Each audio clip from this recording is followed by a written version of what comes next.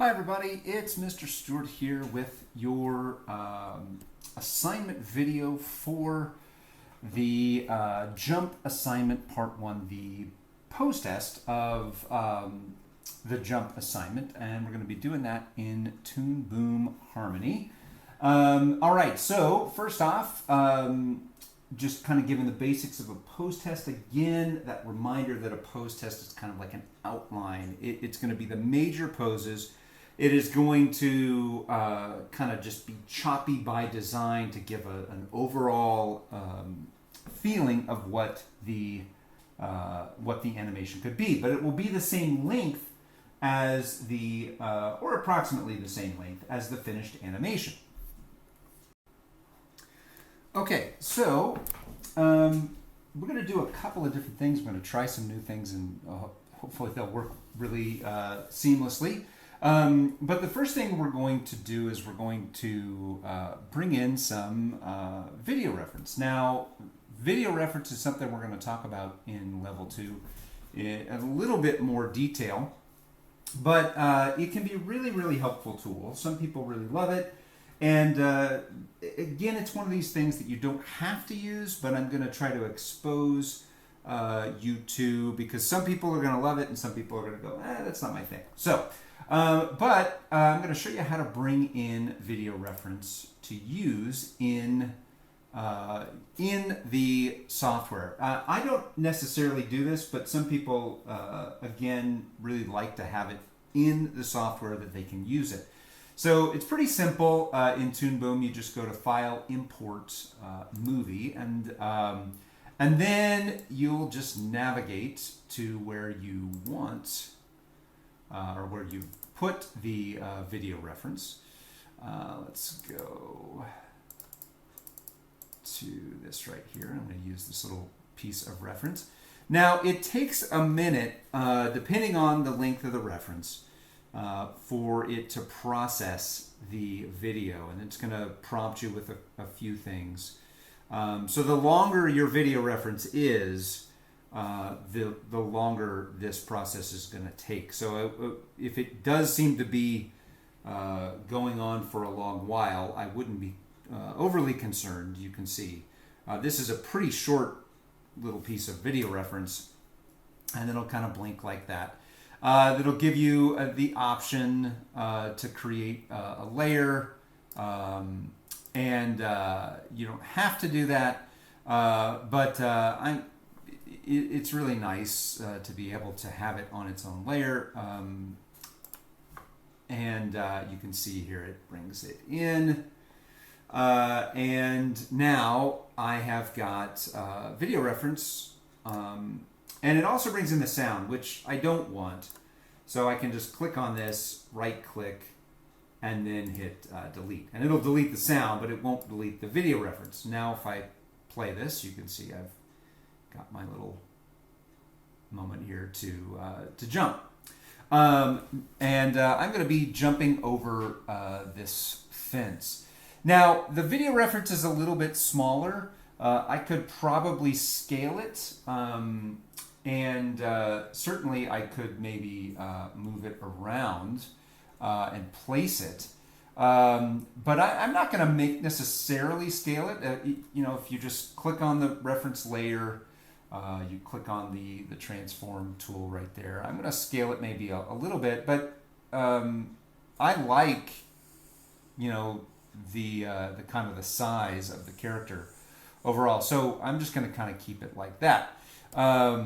And the resolution, I think, is good enough. So the first thing I'm going to do is kind of draw out my quick foreground layer for the fence, and I'm going to have to sort of work with this, because you can see that sometimes my character is behind this fence, and sometimes my character is in front of this fence. So I'm going to start off by I'll rename this and call this my fence layer, and I'm just going to create a real quick drawing of this fence here. And just kind of do this really quickly. And I'm going to just close those off so that I can fill those up later. Maybe I want to just scoot out just a little bit so I can see, again, filling those in.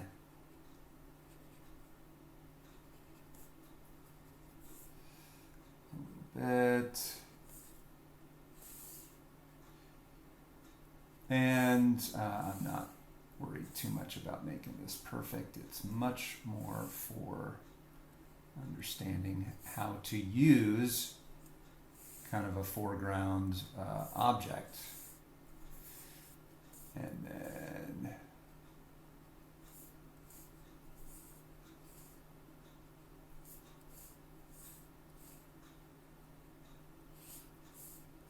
close that out. And now I'm going to just turn off my reference, see if that looks okay, which it looks fine. Doesn't, oops, I missed one line there. So now I'm going to add a new color. Get kind of a fence-ish looking brown. Make that a little less intense. And we'll try something like that. And then go over here to my paint bucket. Fill these out.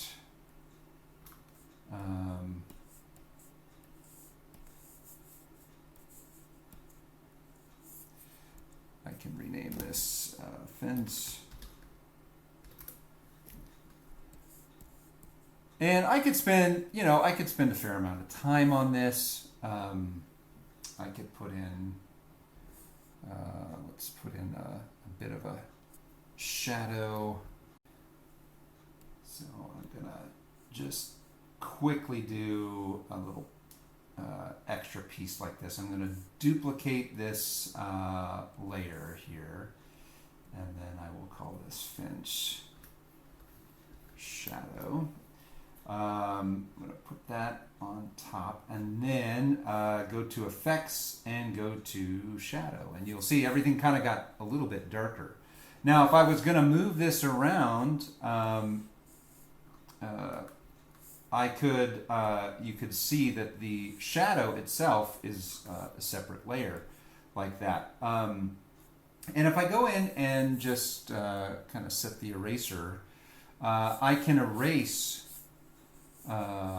the upper part of this, and you'll see that I get a little bit of a shadow on the bottom edges, and it just gives a little nicer feel to it. There's other different pieces I could do, or I could just kind of draw in other spots, and if I wanted to kind of draw in, that doesn't work all that well, but this I think will work nicely. I could create a new layer, and let's just create a new drawing layer, and let's call it fence all. And I could just take these and just kind of drag them underneath. This way I have my fence kind of all on one layer again. It's just a nice, easier way to sort of organize. And if I want to go back and do things with that, I can. I'll create another layer here, and I'll call it ground. And I'll add the ground in here. Let me get a new color. And I haven't done a lot of kind of creation of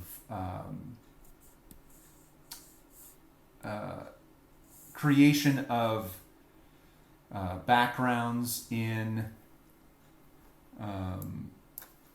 in Toon Boom. But it's kind of nice to be able to do that. Here, and let me fill this in. Now I did that on the ground, which is good. That's what I wanted to do. But I don't want the ground in the fence area. I want it kind of to be its own, and I want it to kind of live behind there. And now if I wanted to do a sky, I could do a quick sky. I'll do a different layer here, and I'll show you why in a minute. Just gives me more flexibility. Sometimes it feels a little strange to create so many layers, but let me get a sky color.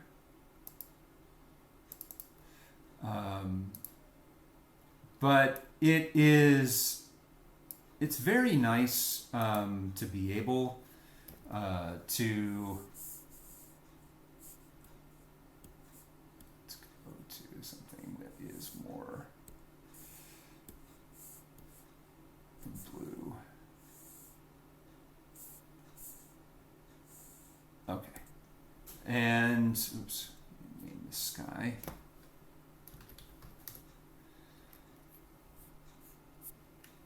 And let me see if I can just fill this in.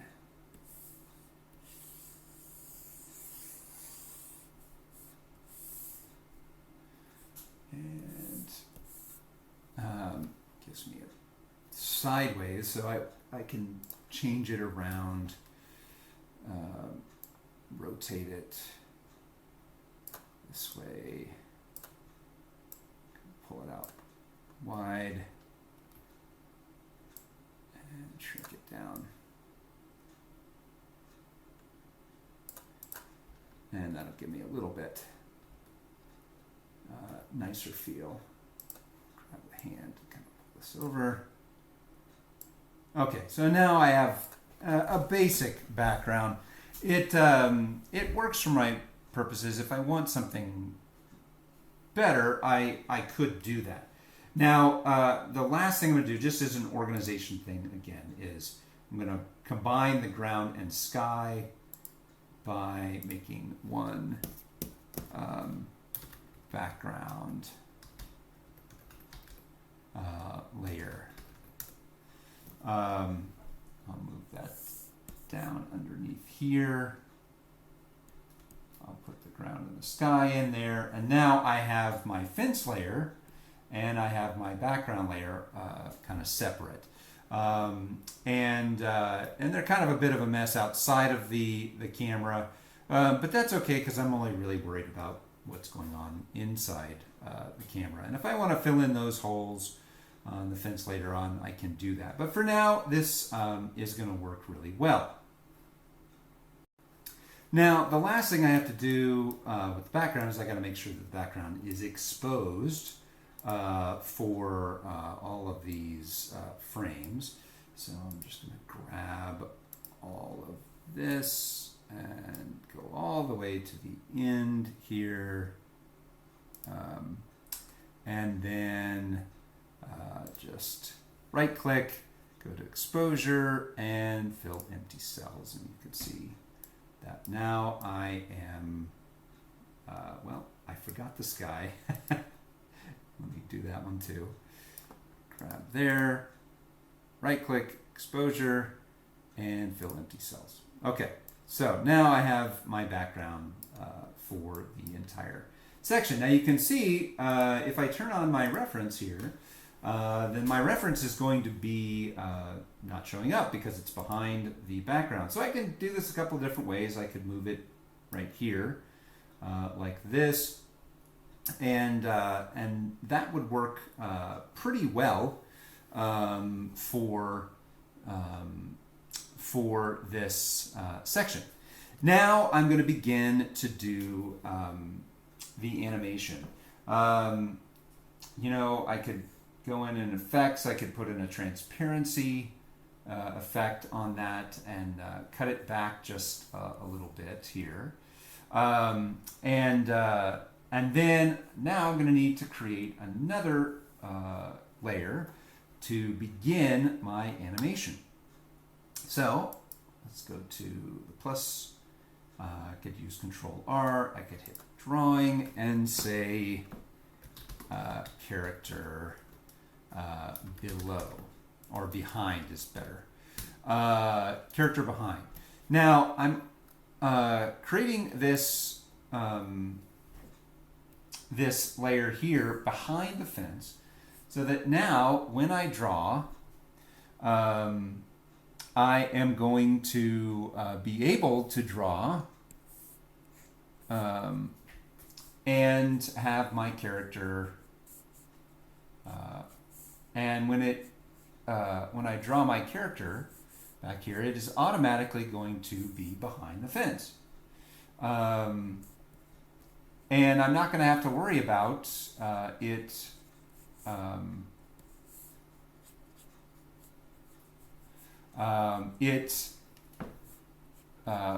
being back there because it is already behind behind that fence layer. So let me quickly just kind of figure out. I want to draw my character, and this is pretty rough.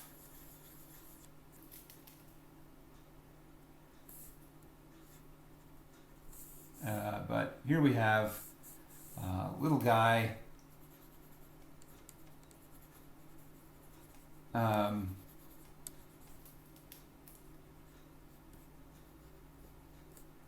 Who is getting ready to kind of jump over this fence. And again, I'm much more concerned about the movement than I am about the cleanness of my drawing. Now I can bring the fence back if I want to kind of see how it looks here, and I can scroll ahead to my next major pose. Now I take a bit of a deep breath here, but I'm just going to kind of look at the major, what we might call the golden poses, because I could go back in and I could do those, but that's what I'm doing, is I'm just sort of looking to see what are the major sort of key poses for this animation. And I'm going to turn on my onion skin and see my last pose there, and then kind of begin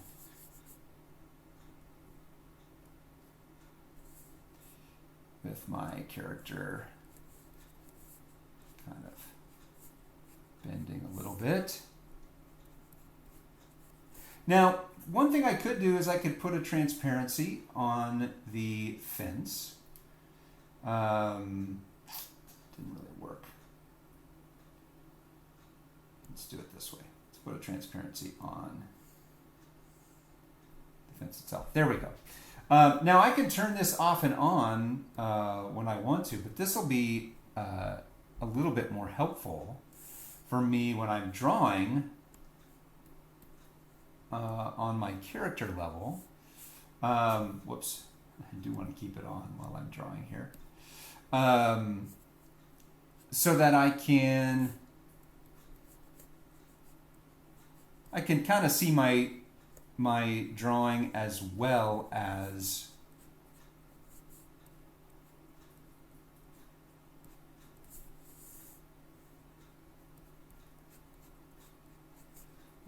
my character. I can sort of see through the fence, and then when I'm ready to just take it off, I can just turn it off there.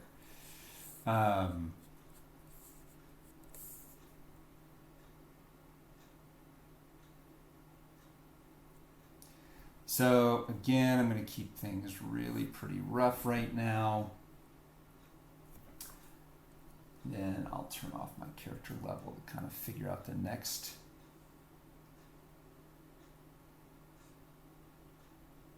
And I'm going to do kind of my big.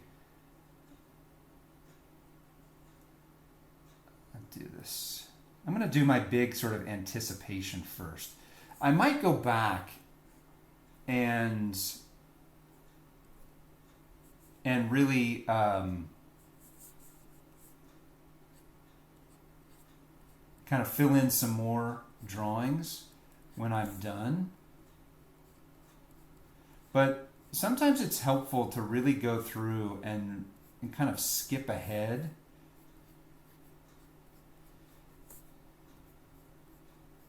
And so that you can really see the key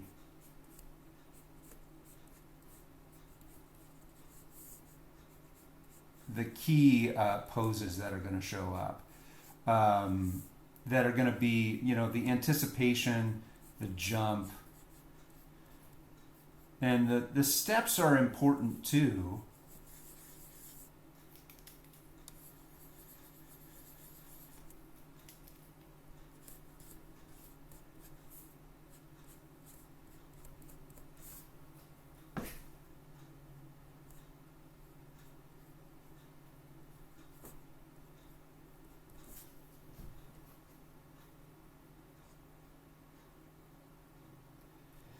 Now, this is where it's going to get a little tricky because my hands are behind the fence right now, and so pretty soon I'm going to need to switch my character from behind the fence to in front of the fence, and I'm going to hold off on doing that with the hands just yet because I'm going to do this kind of right up here in this major pose right here.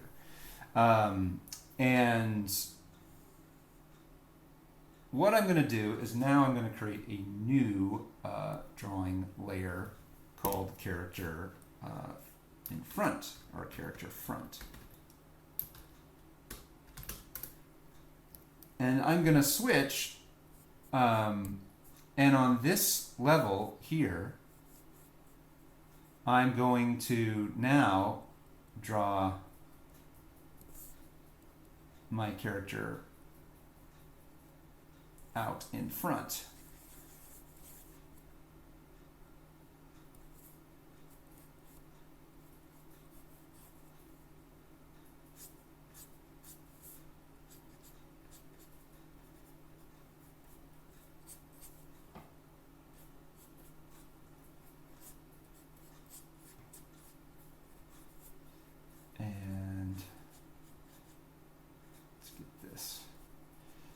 Now I want to make sure that if something does look like it's going behind that fence, then I'm not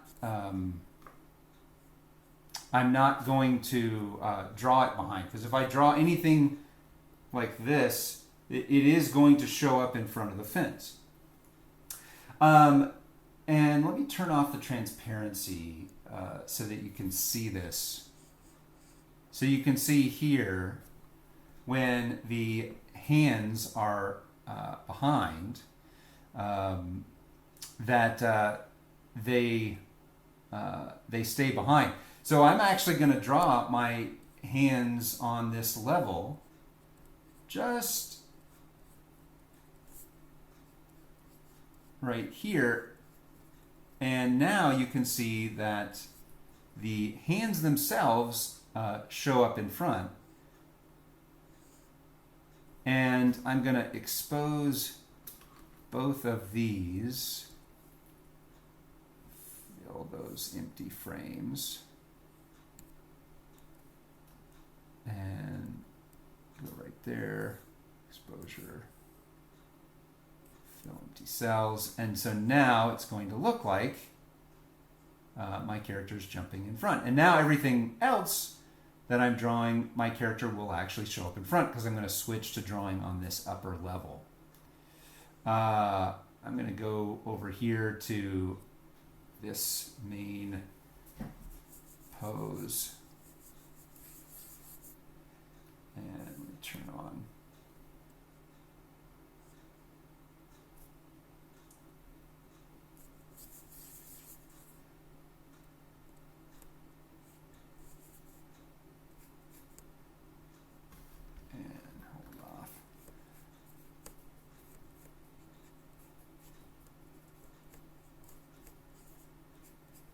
Now, even though my feet might not show up in frame, it's kind of nice to be able to just draw them outside a frame like this, because it is going to be helpful when I'm in-betweening, when I'm figuring out where do I want my character to end up.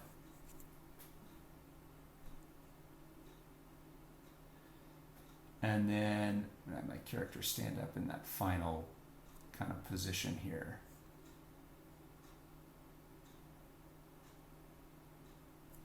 And so let's do, oops.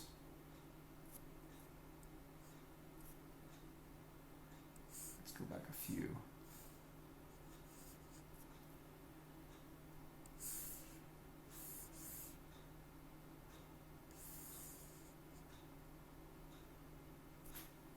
Okay, let's try this.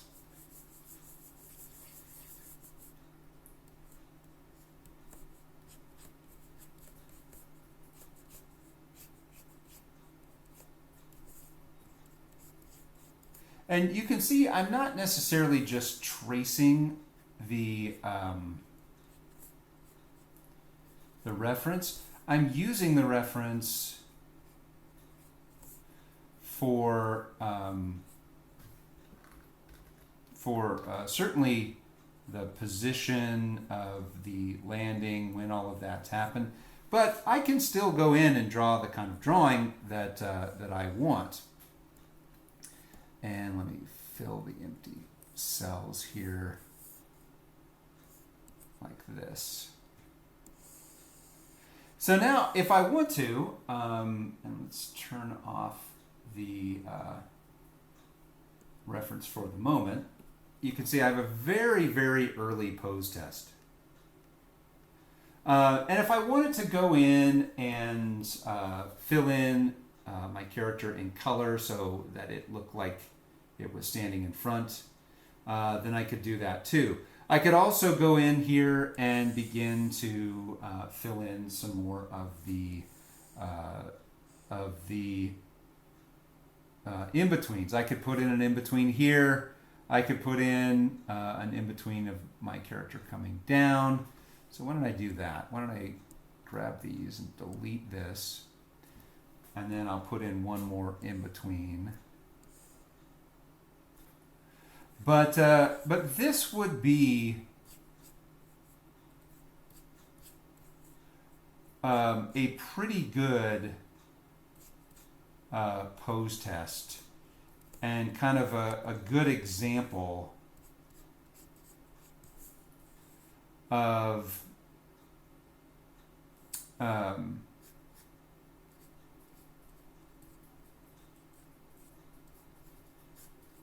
how to do the first part of the jump assignment. And then fill in those empty cells. And I'm going to turn off my reference, turn off this, start at the beginning here.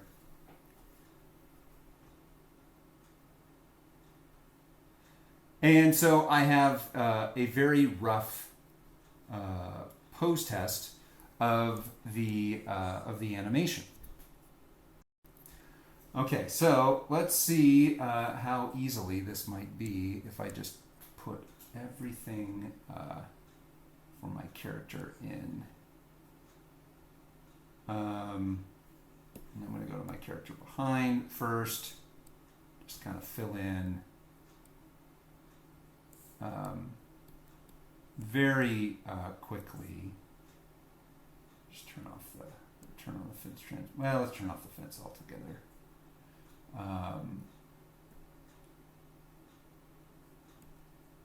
There we go. Not sure why that was working.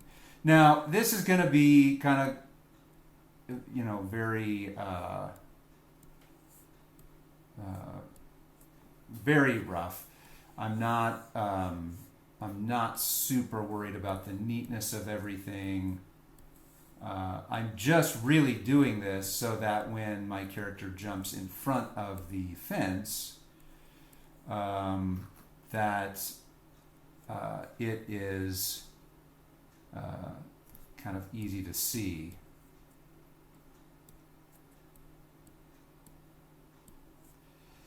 And then I'm going to go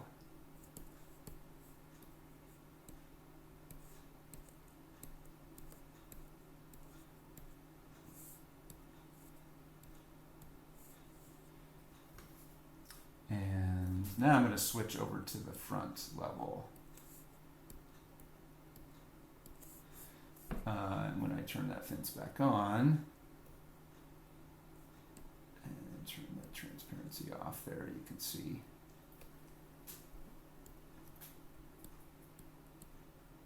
now I'm coloring in front.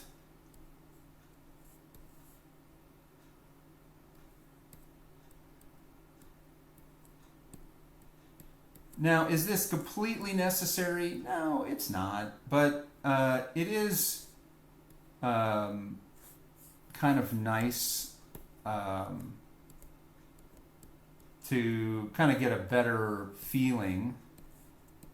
Got to close off those lines a little bit there. A little nicer before it will let me use the paint bucket.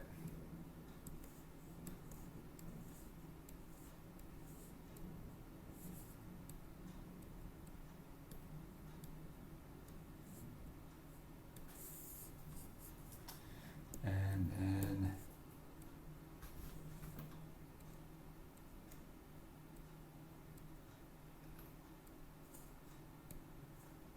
so depending on how much time you want to spend on something like this, you can. And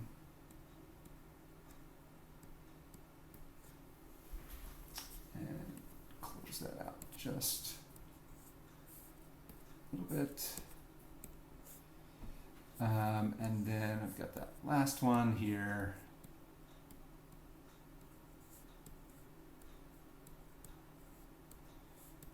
You know, this is kind of similar to the look you might get with Flipbook in terms of just its roughness. But again, you can see here that it's going to give you a better sense of the movement of the character.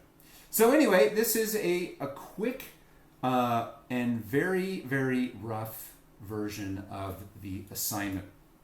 So at this point, you would obviously save your file, and then you would go to export a movie. You could export this. Let's go to jump part 1. That's where I want. I'm going to say pose test for a jump. Version 1, hit save. All my frames, I want to make sure everything's turned off or on that I want, like get rid of the transparencies, get rid of the reference, and export out that video. And then let me grab that. Take just a second here.